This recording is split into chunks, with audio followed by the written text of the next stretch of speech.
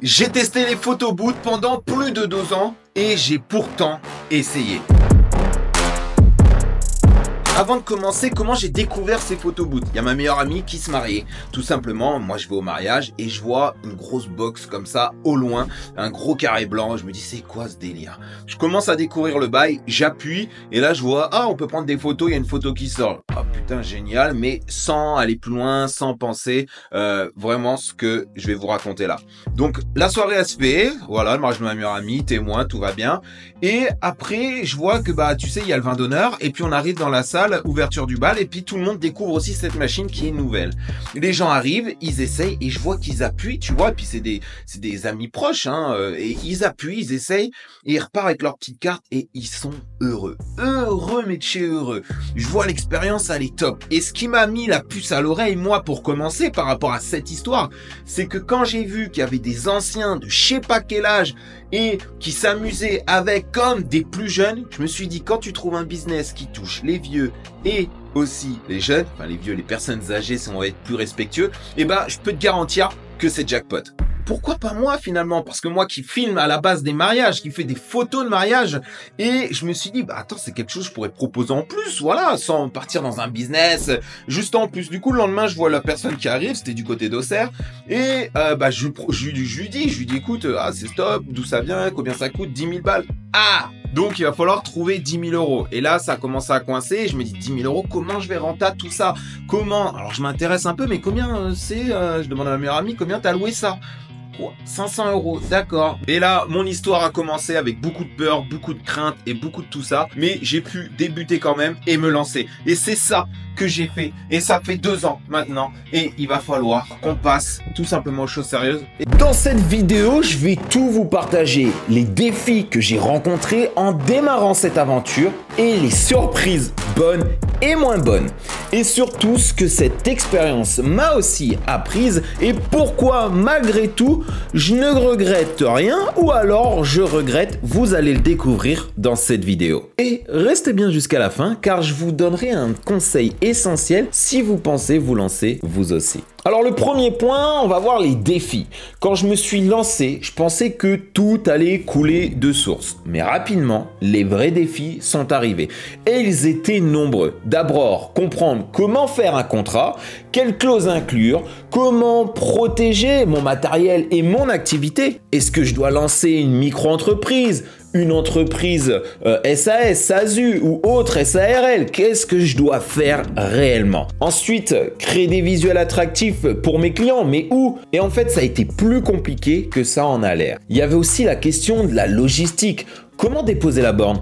Est-ce que je devais rester à côté finalement pendant l'événement comme on peut le voir sur internet ou faire confiance aux clients, sachant le prix de la borne aux alentours des 10 000 €? Et surtout, du coup, laquelle borne choisir? Il y a tellement d'options sur le marché. Faut-il mettre le prix ou commencer petit? Et est-ce qu'un site internet est indispensable pour trouver des clients? Toutes ces questions m'ont fait douter, mais j'ai décidé d'apprendre sur le tas et de foncer. Si vous vous lancez, par quoi commenceriez-vous?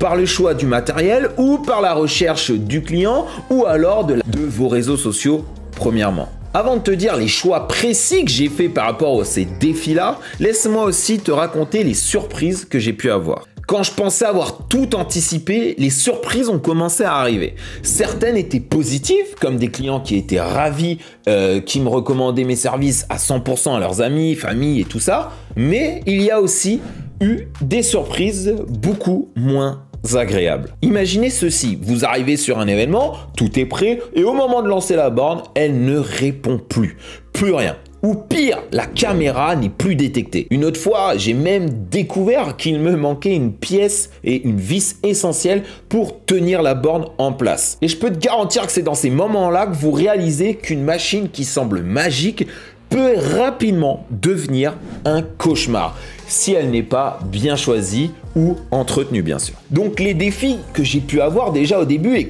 qu'est-ce que j'ai choisi?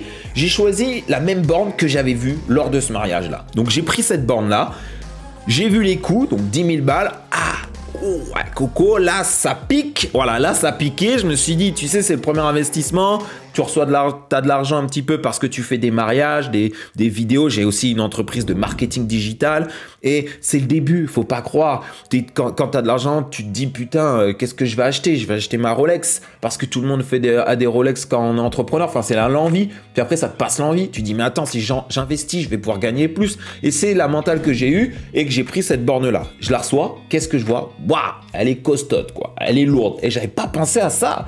Donc, elle était méga lourde. J'avais un étage et elle est en plusieurs parties. Donc là, j'ai galéré concrètement. Donc après, par la suite, j'ai vu qu'avec les accessoires et autres, ça allait. Mais en fait, même ça, heureusement que ça a été parce qu'en fait, ça passait tout juste dans le coffre de ma voiture. Donc en fait, ça peut être vite embêtant.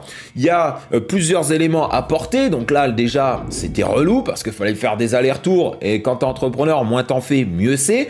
Donc il y a eu ce truc-là, ok? Et en plus de ça, dans les défis que j'ai pu avoir, c'est le papier photo. Le papier photo, si tu le trouves pas partout, c'est une galère. C'est une galère complète. Et ensuite, il va falloir faire du montage. Donc si j'étais pas doué dans Photoshop, ok, j'aurais été, nous, à l'époque, Canva, c'était pas non plus le truc de ouf, toi, c'était pas aussi avancé qu'aujourd'hui. Donc, et puis il y avait pas des templates comme on peut avoir partout sur Internet. Puis je me demandais, mais je vais l'installer, je reste pas. Donc moi, j'ai fait le choix de pas rester. Ok, j'allais pas me dire, je reste tout le week-end. Moi, j'avais des matchs le week-end et autres parce que je jouais à haut niveau. Et du coup, non, je me suis dit, je la laisse. Donc je l'ai laissé, tout simplement, je l'ai laissé. Hop là. Et je mettais un contrat qui faisait que en fait je faisais même pas d'acompte, mais je leur disais il y a un contrat, tu t'engages et puis derrière un chèque de caution et voilà, tout simplement. Et puis l'assurance au début j'en avais pas, j'étais en micro-entreprise donc c'était compliqué, j'ai dû me renseigner, savoir qu'en fait ça prenait avec l'assurance civile et ensuite tu peux avoir une assurance et valait mieux ou en cas de vol, en cas de trucs plus graves ou du trajet de chez toi jusque là-haut. Là c'est pas la même couverture en fait au niveau de l'entreprise, c'est pas la même assurance qui va jouer aussi là. Donc j'ai appris tout ça et j'ai pu le mettre en place. Donc heureusement que j'ai mis ces choses-là en place. Au niveau de l'assurance, du coup j'ai pris quelque chose avec ma banque et voilà. Donc je me suis lancé comme ça. Et ensuite les surprises. Aïe. Ah, les surprises, là, au début, une borne, deux bornes, ils sont heureux. Je dis, waouh, mais c'est jackpot. T'arrives, tu poses tes bornes, c'est le week-end, tu te fais à peu près 400-450 balles dans la campagne où on était. Je dis, c'est le jackpot, tu vois. Je dis, waouh, je gagne mieux qu'un DJ. DJ, il est là toute la soirée. T'arrives, toi, tu poses ta borne, tu te casses, tu fais la fête, tu fais ce que tu veux, tu reviens le dimanche, ça a été, tu prends tes sous et voilà, tu vois.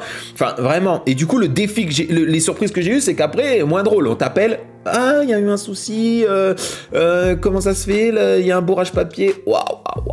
Et là, là, il y a une autre gestion derrière. Il y a une autre gestion encore. Un week-end où tu dois la déposer, mais t'es pas là, tu peux pas être disponible. Mais tu mets qui du coup? Parce que s'il y a des problèmes, est-ce qu'il va savoir réagir par rapport à ça? Il y a aussi ces trucs-là, tu vois. Il y a aussi, j'avais la chance d'être assez costaud pour pouvoir porter ma borne, mais il y en a qui peuvent pas la porter la borne. Il y en a qui sont obligés d'être à deux et on n'est pas tout le temps deux pour faire ça, ok? Donc vraiment, il y a eu ces défis-là qui étaient vraiment... Waouh, et des problématiques de fou. Et je pense qu'il y en a beaucoup qui abandonnent. Parce que quand t'arrives, qu'on t'appelle sans cesse, t'as ce stress après qui se crée. T'as ces choses-là qui se créent en toi où finalement ça devient plus un plaisir. Et ça, c'est compliqué. Et je pense qu'il y en a beaucoup qui sont passés par là. D'ailleurs, dites-moi en commentaire si vous voulez qu'on fasse des vidéos où je vous donne toutes les problématiques que j'ai eues et comment je les ai résolues et comment je fais pour éviter de refaire face à ces problématiques-là. C'est qu'un partage de connaissances. Je ne viens pas te dire, ça y est, moi je suis expert en ça ou je sais pas quoi. Je te partage des connaissances que j'ai eues pendant ces 2 ans. Vraiment, ça c'est important que tu le saches. Donc, dis-moi et ça sera un plaisir en tout cas. Voilà, ça fait déjà beaucoup de défis que j'ai rencontrés. Et puis ensuite, il y a des périodes creuses, faut pas croire. Dès que tu as passé les périodes de Noël, avant Noël, donc l'été, les mariages et tout ça, il y a un autre point à aller cibler. Il y a d'autres personnes à aller cibler à d'autres moments et je l'ai appris qu'après. Donc en fait, c'était pas tout beau, tout rose et c'était pas, t'as pas 2000, 3000 balles avec une borne qui tombe tous les mois, ok? Dans une campagne en tout cas, parce qu'après en ville, tu peux même faire plus gros, tu peux mettre des accessoires en plus, on pourrait même en parler ça d'ailleurs. Mais là, ce n'est pas le sujet de la vidéo, c'était vraiment ce partage. Mais toutes ces galères m'ont appris quelque chose d'essentiel. En fait, un photoboot, ce n'est pas qu'un gadget amusant, c'est un outil professionnel qui exige du sérieux, de la préparation et surtout le bon matériel. Est-ce que ça vaut vraiment le coup de se lancer dans cette aventure malgré les risques qu'il y a. Pourquoi en fait finalement ce n'a pas été un échec? Alors oui, il y a eu des moments, comme je vous ai dit, où j'ai douté et je pense que je suis pas le seul. J'ai eu peur que tout s'effondre, mais avec du recul, ces 2 années ont été particulièrement enrichissantes. Elles m'ont appris à mieux gérer mon matériel, à anticiper les problèmes et à mieux comprendre les attentes des clients. Si je devais résumer, c'est une aventure qui demande beaucoup de travail au départ. Mais si vous avez la bonne machine et que vous êtes prêt à relever les défis, ça peut être vraiment magique, même game changer. Et vous, que feriez-vous? Est-ce que vous tenteriez l'aventure des photobooths? Laissez-moi vos questions et vos avis en commentaire où on en parle ensemble justement. J'aime bien ça. D'ailleurs, j'ai aussi un Telegram où je vous partage des petits tips, des petits trucs, mais c'est tout nouveau d'ailleurs. Donc je vous partagerai quand je les livre et autres. Comme ça, vous pouvez suivre aussi l'aventure. Ça peut être pas mal. Et ensuite, on pourra aussi l'ouvrir pour pouvoir avoir un échange ensemble par rapport aux photobooths. Et pour tout ce qui est de l'aide dans ton business de photobooth, je pense qu'il y a des liens dans la description qui devraient te plaire. Mais on n'était pas là pour ça dans cette vidéo. Si c'est un petit truc, t'es là par hasard, mais tu sais que les photobooths c'est intéressant, ça t'intéresse, alors je pense que tu devrais t'abonner parce qu'il y a beaucoup de vidéos qui vont, je pense, te plaire particulièrement dans ce domaine. Et ça me motive encore plus de vous partager des histoires et des conseils que je peux vous apporter déjà de mon agence de marketing digital qui tourne tous les jours, que je me sers également de toutes ces compétences que je mets dans le photobooth. Donc même les plus gros qui sont dans le marché, ce n'est pas si compliqué d'aller les contrer parce qu'ils n'ont pas tout ce staff technique pour l'instant. D'ailleurs, avec un collègue que je vous montrerai un peu plus tard, on a investi dans des banques dans d'autres pays, bien sûr, et parce que les pays, il y a certains pays qui ne sont pas aussi avancés qu'en France, alors autant en profiter. C'est un réel plaisir d'être devant vous et de partager tout ça avec vous. La team, à la prochaine.